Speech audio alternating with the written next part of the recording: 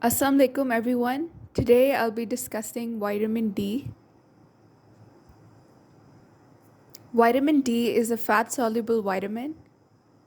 D vitamins belong to a group of sterols having a hormone like action. The active form of vitamin D is known as calcitriol. It is able to bind to intracellular receptors either to stimulate or suppress gene transcription.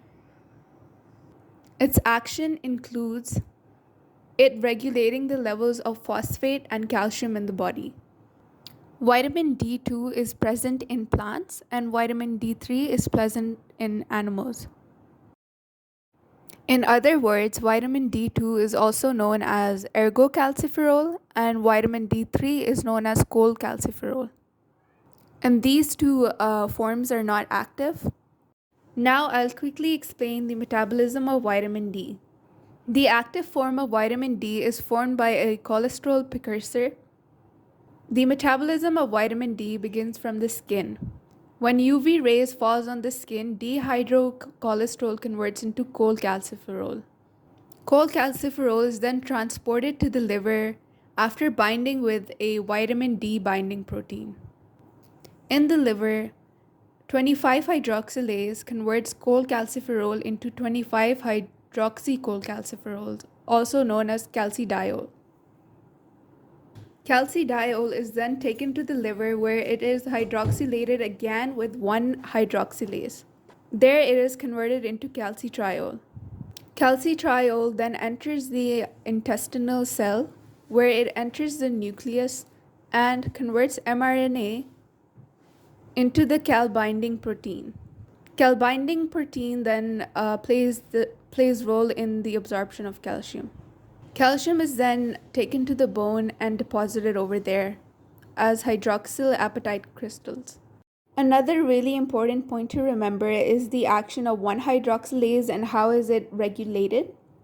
It is regulated by low levels of phosphate and low levels of calcium. Low levels of phosphate, they directly affect the enzyme. Low levels of calcium, they indirectly affect the enzyme. Low levels of calcium, they trigger release of PTH. PTH enhances the function of hydroxylase. Low levels of phosphate, they directly do it and they enhance the function of hydroxylase. Calcitriol, that is formed from calcidiol, inhibits the expression of PTH through a negative feedback loop. At the same time, it inhibits the activity of 1-hydroxylase. Let's have a look at the functions of vitamin D. The function of calcitriol is to maintain adequate serum levels of calcium. And how does it do that? There is increased uptake of calcium from the intestines, decreased loss of calcium from the kidneys by stimulating reabsorption of calcium, and resorption or demineralization of the bone. Loss of calcium from the kidney is prevented by PTH and calcitriol. Let's see how there is increased absorption of calcium from the intestine. Calcitriol enters the intestinal cell. It binds to its cytosolic receptor. Calcitriol receptor complex enters the nucleus. It interacts with the response element on the DNA. There's increased expression of the cal-binding protein. And as we know, the cal-binding protein allows calcium absorption. This action of vitamin D is similar to that of a steroid hormone.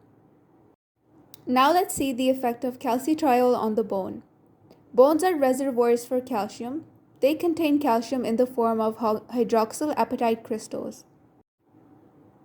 When there's low levels of serum calcium, bone resorption is stimulated.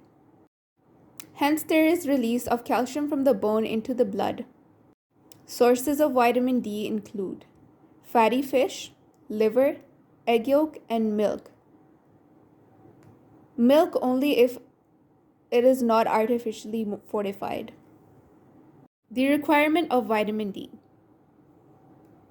The ages ranging between 1 to 70 years old, 15 micrograms are required. Above 70, 20 micrograms are required. Clinical correlation: deficiency of vitamin D can lead to these conditions: rickets, osteomalacia, renal osteodystrophy, hypoparathyroidism. As a result of high doses of vitamin D, toxicity of vitamin D can occur, which may lead to loss of appetite, nausea, thirst, and weakness. When there's increased calcium absorption and increased bone reabsorption, this results in hypercalcemia, and that leads to deposition of calcium salts in soft tissues.